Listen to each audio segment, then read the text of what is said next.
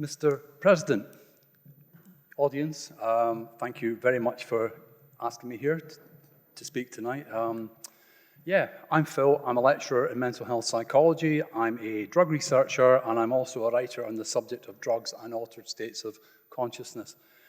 I've been working in the field of substance use since the late 1980s. I am that old.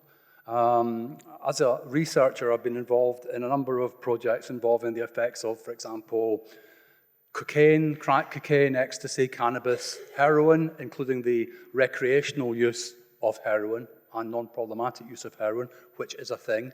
What else? Ketamine, salvia, ayahuasca, blah, blah, blah, lots and lots of different ones. Now, I've worked with and I've interviewed some people with really, really quite extreme drug problems. But I've also had the advantage of having worked with significantly more people, best described as recreational users. Anyhow, that's who I am, and I assume that's why I was asked here tonight. So, legalization of drugs for personal use. I should probably say at this juncture that alternative policy options are available. So, we could, for example, just keep things as they currently are, which is to say, not working. This seems to be the preferred option of the powers that be, as it involves absolutely no time or indeed any effort whatsoever. Or we could extend the laws, there is that as well. We could extend the laws we have to include alcohol and tobacco. Now, this kind of makes sense because these substances are known to have a range of very, very negative health outcomes. However, the problem with this is that alcohol in particular is a very culturally integrated substance. Most people who imbibe tend to do so within loosely acceptable limits. So I'd imagine, therefore, that any attempt to extend prohibition to cover these would be a serious loser of votes for the government. Decriminalisation, I don't really want to talk about too much, as it's a real, neither nor way of doing. It relies largely on the goodwill of a number of agencies, particularly the police. And,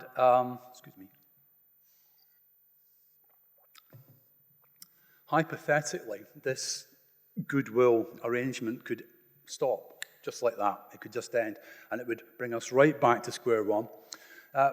We need something more, something enshrined within the laws of the land. So, legalization with caveats, with controls, with age limits and all that stuff. I've been a proponent of drug legalization for a long, long time now. My public and private views haven't really changed terribly much over the years. I live and work in Scotland, where we have some very particular issues with substance abuse. A lot of people in Scotland use substances, but most of these aren't problem users, in spite of what a lot of people seem to think. And that's part of the problem, I think. It needs to be acknowledged by drug policymakers that alongside a relatively small number of highly, highly problematic users, there's this enormous population of recreational users who use a whole range of different substances, including heroin, including crack, to no particular detriment or harm to themselves or anyone else. We all know that this population exists, but successive governments choose to pretend that they don't and continue to regard drug users as this amorphous population of problem users in waiting, which is clearly a nonsense. Okay, regarding the legalization of drugs for personal use, there are 4 areas I'd like to talk very briefly about. There's a lot of overlap here, and there are, many of these points are, I think, quite self-explanatory and self-evident. So in no particular order, let's go before I get binged. Criminal justice benefits, less people in prison, thus freeing up space for more serious criminals. We could also expect to see a reduction in drug-related acquisitive crime, muggings, housebreakings, shoplifting and the like, meaning that, at least again hypothetically, prices and insurance premiums should come down. Social benefits, multiple, particularly as a result of the tax monies generated by legalization. As one example, American states with legal cannabis have used the tax shields for the construction of schools, roads, etc. Significant amounts are also being channeled into researching legitimate medical uses. Now, again, using cannabis as an example, at home here we could have community cannabis farms, coffee shops, and so on, which would aid in the regeneration of our inner cities and provide much-needed employment. An element that's key to the social benefits is that a proper, honest, and open program of drug education is provided, covering, well, all the obvious stuff, effects, when to use, crucially, when not to use, you know, all that kind of stuff. Health benefits, individual and public. As I say, I live and work in Scotland, and we have the highest drug death rate in the UK. Woo, go us. Now, I'm not claiming for 1 minute that drug legalization would prevent every single drug death or every overdose, but it would certainly have an effect of reducing these hugely.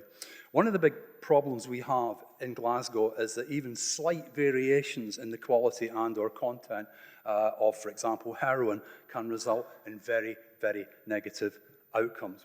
Therefore, we'd be looking at a reduction of drug deaths by means of consistent strength, content, and purity of substance.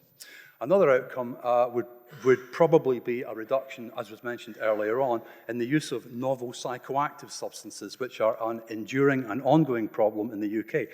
Legalization of cannabis in American states has meant NPS shops have shut down almost overnight because nobody needs them any longer. They now have cannabis, which is what they wanted to start with. Now, the NPSs, many of these, well, most of these are analogues of real substances that already exist. They were designed specifically to exploit a loophole in the law that has since been shut, I should add.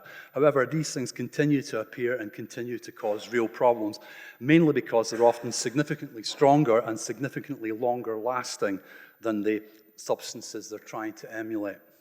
Strange days when traditional old-school drugs are probably safer than analogues. Now, I think that if we initially legalized what used to be regarded maybe 20 years ago as the usual suspects, like so cannabis, amphetamine, cocaine, MDMA, LSD, opium, heroin, and so forth, all the old school drugs, then we'd see a rapid reduction in the use of these other substances, as many people only use the new variants because they are easier to get than the real thing. And we know the effects of the old school drugs. We know how to manage them and how to treat them and all the rest of it. Economic benefits. This is one of those things that governments seem to get quite antsy about. Presumably the idea of making money from something that they've spent the past 60 years telling us we shouldn't do has something to do with that. However, there are just so many of these to list, and I don't have time, I don't think. The main issue here, thank you, is that legislation would need to be strictly controlled and overseen by the state, not private enterprise. It would need to be nationalized in order for the economic benefits to be maximized. Throwing something like this open to big capital, big pharma would be an absolute disaster. Blah, blah, blah, blah, blah. I could really stand here and talk for hours about why legalization is a good idea, but I promised at the start to keep it brief. So that's me about finished. I would not say much else other than to please support the motion. Thank you for your time and your interest.